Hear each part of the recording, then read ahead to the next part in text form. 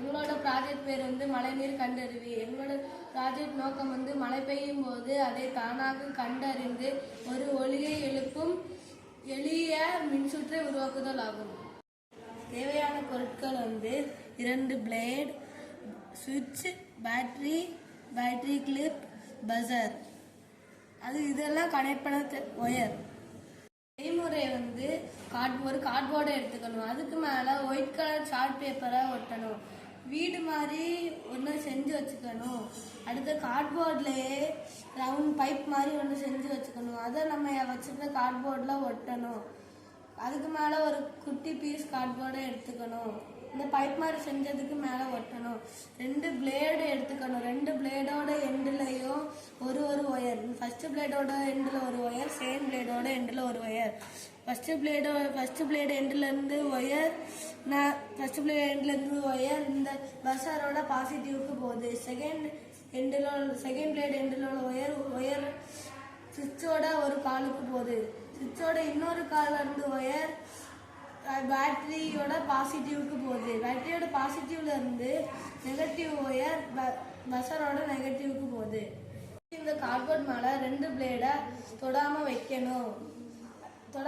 அதுக்கு மேலே நம்ம தண்ணி ஊற்றும் போது கார்ட்போர்ட் டேமேஜ் ஆகக்கூடாதுனால நம்ம செலோ டேப் வச்சு ஒரு லேயர் மாதிரி வச்சுருக்கோம். மழைநீர் கண்டறிவு ப்ராஜெக்ட் வந்து இப்போ எப்படி ஒர்க் ஆகுதுன்னு பார்ப்போம்.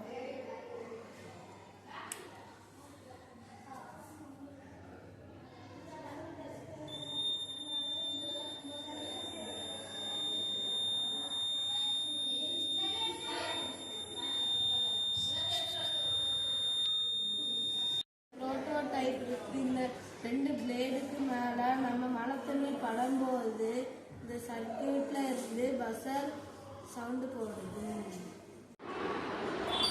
இந்த 2 பிளேடோட எண்டுலையும் ஒரு ஒயர் இருக்கும். இந்த பிளேடோட எண்டில் ஒரு ஒயர், இந்த பிளேடோட எண்டில் ஒரு ஃபர்ஸ்ட் பிளேடோட எண்டில் இந்த ஒயர் வந்து இந்த பஸரோட பாசிட்டிவ்க்கு கனெக்ட் ஆகும்.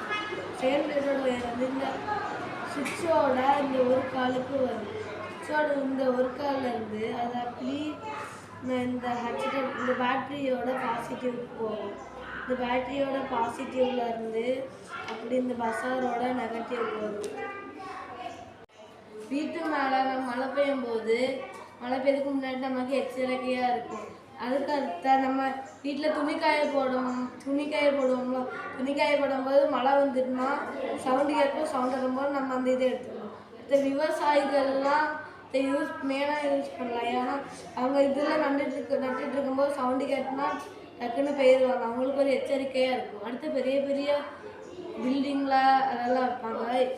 ஏன்னா மேலே நிறைய பேர் துணி காயும் இல்லாட்டி நம்ம யாரும் அங்கே நின்றுட்டுருப்போம். அப்போ மழை பெய்யும் போது நம்ம மேலே பட்டுட்டுனா இடங்களாயிரும்.